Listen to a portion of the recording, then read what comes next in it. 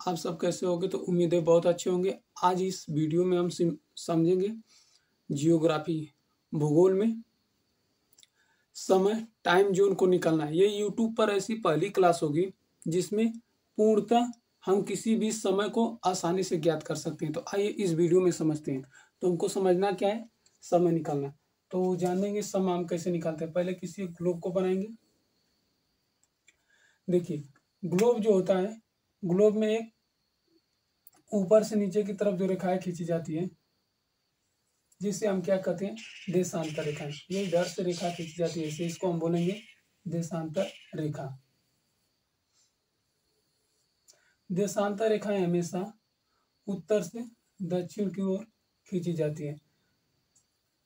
देखिए, यह रेखा कौन सी है? देशांतर रेखा। इससे हम टाइम जोन का पता करेंगे। देशांतर रेखा, देशांतर रेखा की टोटल संख्या होती है 360।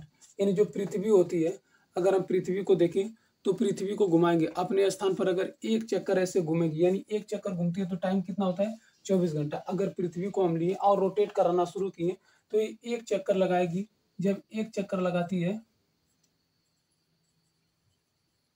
तो ये 360 अंश घूम जाती है। और 360 अंश यानी एक दिन कितने का होता है? 24 घंटे का। तो 24 घंटा बराबर हो जाएगा 360 अंश। अगर हम लिखें 1 घंटा तो हो जाएगा 360/24। क्योंकि अगर यहाँ पर ये 24 गुणा था तो इधर जाएगा तो क्या हो जाता है? भाग हो जाता है। तो 12 से कटाएंगे, 12 दूना की 24 और 12 3 36, यानी हो जाएगा 1 घंटा बराबर 30/2। 2 से कटा देंगे 2 1 कम 2 और 15 दूना के 30, यानी 1 घंटा बराबर आया 15 अंश। जो पृथ्वी होती है, पृथ्वी जो होता है यानी ग्लोब जो होता है अपने अंश पर घूमेगा, यानी कि 1 घंटा में वो बताता है कि हम 15 अंश का कोण बनाएंगे। यानी पृथ्वी को घुमाएंगे तो 1 घंटा में कितने अंश का कोण बनेगा? 15 अंश। अगर हम लिखे तो 1 घंटा बराबर होता है 60 मिनट। यानी 1 घंटा की जगह हम लिखते 60 मिनट बराबर हो जाएगा 15 अंश। तो लिखेंगे एक अंश बराबर 60/15,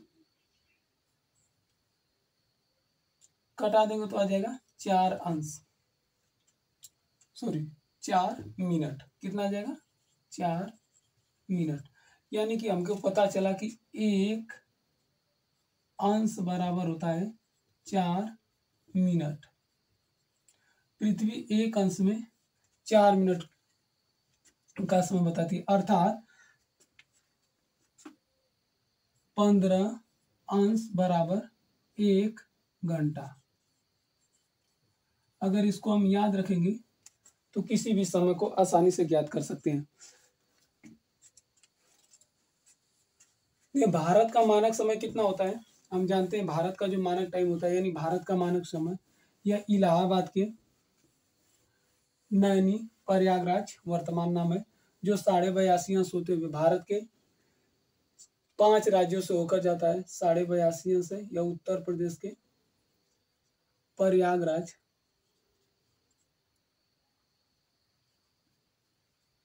नैनी से होते जाता है।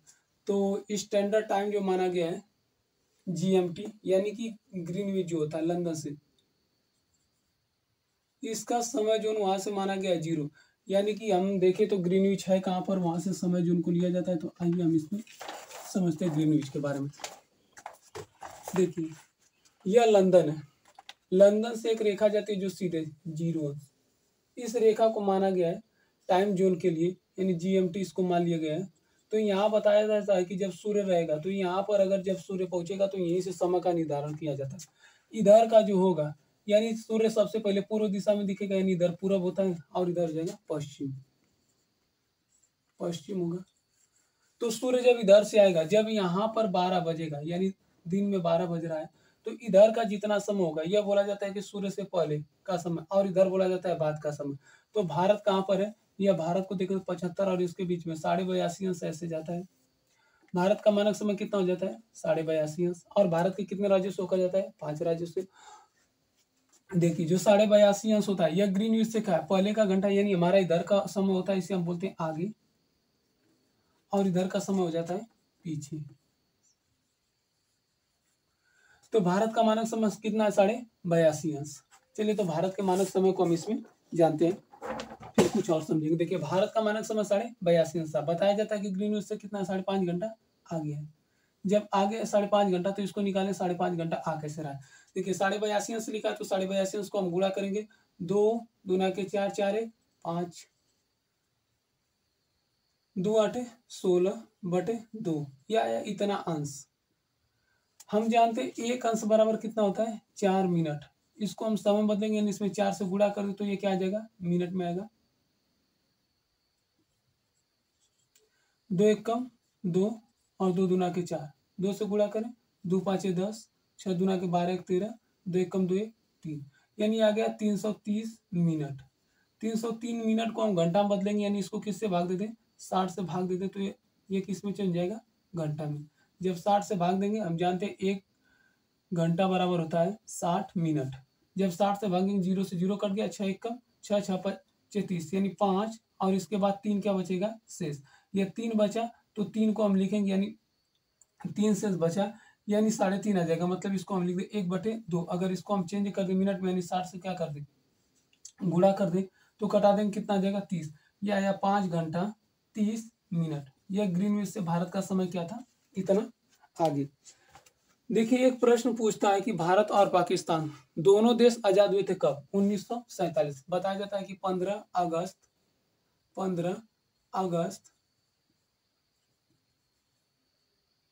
1947। 15 अगस्त 1947 को भारत और पाकिस्तान, अगर देखिए किसी भी देश को जब बांटा गया, मतलब दोनों बांटे गए तो टाइम तो एक ही था, लेकिन इसमें यह बताया जाता है कि पाकिस्तान अपना स्वतंत्रता दिवस यानी जो स्वतंत्रता दिवस है वह अपना मनाता है 14 अगस्त को, भारत मनाता है 15 अगस्त को। देखिए कारण क्या है कि भारत 15 अगस्त को मनाता है और पाकिस्तान 14 अगस्त को मनाता है। तो आइए इसको वर्ल्ड मैप से पहले समझ लीजिए। देखिए भारत हमारा कहाँ पर है? अगर सूर्य इधर से उगेगा तो सूर्य ऐसे जाता है यानी इस दिशा में जाएगा टाइम जोन के हिसाब से। तो सूरज सबसे पहले कहाँ पर दिखेगा? भारत में। भारत का कौन सा राज्य है? अरुणाचल प्रदेश। अरुणाचल प्रदेश में वालांगू एक बिंदु है, यहाँ से दिखेगा, फिर इसके बाद जाएगा पाकिस्तान। जब पाकिस्तान में जाता है तो पाकिस्तान का मानक समय यह बताया जाता है कि भारत से क्या है? आधा घंटा पीछे है। जब आधा घंटा पीछे यानी भारत का मानक समय कितना था? 5.5 घंटा। तो इसका कितना हो जाएगा? 5 घंटा। जब 5 घंटा होगा तो इसका टाइम जोन कितना माना गया था?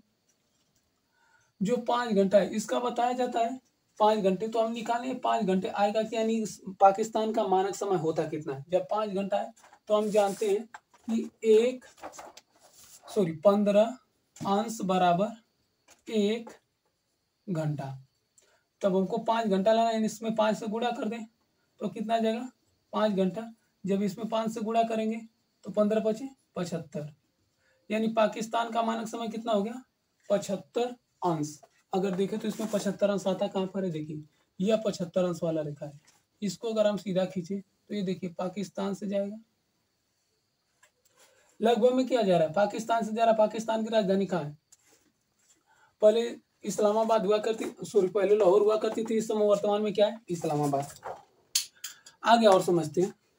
अगर इसके बाद हम समझ रहे हैं कि यहाँ से हम अमेरिका का समय निकालें। अमेरिका का देखिए, अमेरिका में जो समय रेखा है कितने रेखाएं होकर जाती है? देखिए अमेरिका में एक रेखा होकर जाएगी मानक, 2 3 4, इसके बाद ये 5 6, यानी कि देखिए टाइम जोन तो अलग अलग, यानी बहुत सारी 11 होकर चली जाती है यूएसएसआर से, यानी रूस से होकर जाएगी, 3 ऑस्ट्रेलिया से होकर जाती है, चीन से भी 3 होकर जाती है, 5 अमेरिका से होकर जाएगी। तो सबका निकालना अलग अलग नहीं। तो हम चलिए एक ले ले रहे हैं 105 अंश, और 105 अंश से निकालते हैं कि यह अमेरिका का टाइम जोन होता क्या? अमेरिका का और उत्तरी अमेरिका का निकालेंगे। ठीक है, 105 अंश। 105 अंश निकालते हैं, ये कितने समय को बताता है? तो हमको निकालना कितना? 105 अंश। 105 अंश यह ग्रीनविच से निकालेंगे यानी GMT से निकालेंगे। कितना है? देखिए 15 अंश बराबर 1 घंटा। हमको कितना लेना? 105, यानी 15 सत्ते 105। 7 का गुणा करके कितना गया? 105 अंश। यह कितना आ जाएगा? 7 का गुणा करेंगे तो 7 घंटा। अगर हम देखें तो कितना समय का आ गया अंतर, 7 घंटा का। कहाँ से है, ग्रीनविच से। अगर हम भारत से देखते तो कितना आ जाता, तो भारत के समय में देखिए ग्रीनविच का समय कितना था, भारत से 5 घंटा आगे था, यानी कि इसमें हम 5 और ऐड कर दें तो 5 जोड़ेंगे तो कितना आ गया, 12 बज गया। यानी कि जब जब यूएसए यानी अमेरिका में जब दिन को 12 बजेगा, ठीक है, तब भारत में भी क्या रहेगा, रात को 12।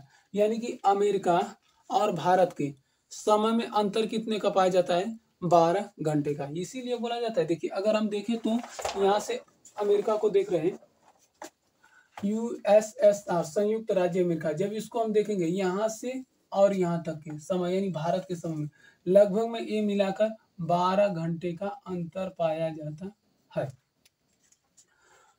अगर भारत में दिन को 12 बज रहा है तो यानी एएम में 12 बज रहा है, तब अमेरिका में क्या होगा, 12 बजेगा, और कौन सा कर सकते हैं, पीएम, यानी रात को 12 बजेगा, ठीक है।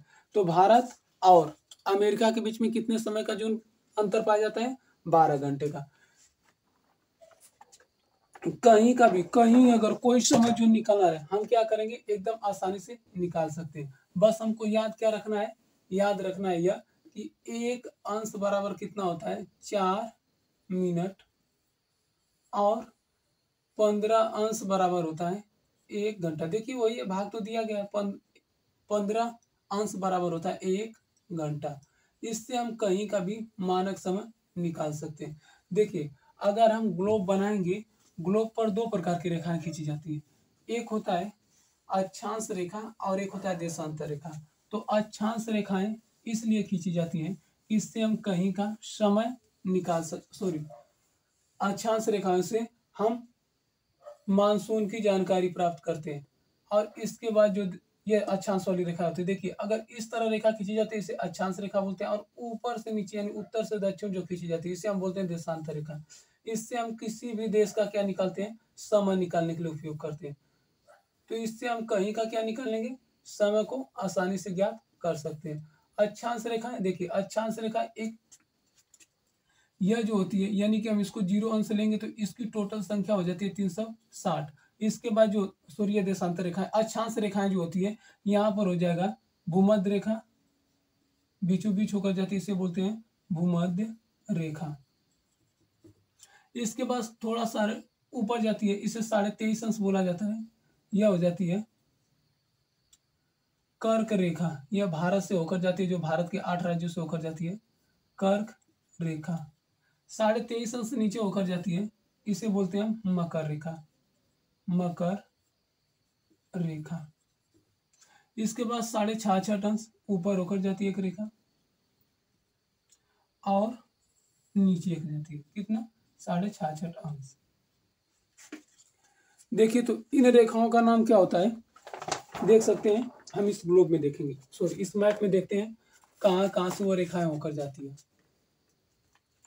देखिए यह जो रेखा है 0 अंश बीचों बीच होते हुए जा रही है, इसको हम बोलते हैं भूमध्य रेखा।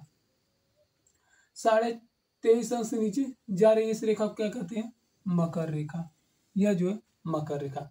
फिर इसके बाद 66.5 अंश इस तरह जो रेखा जाती है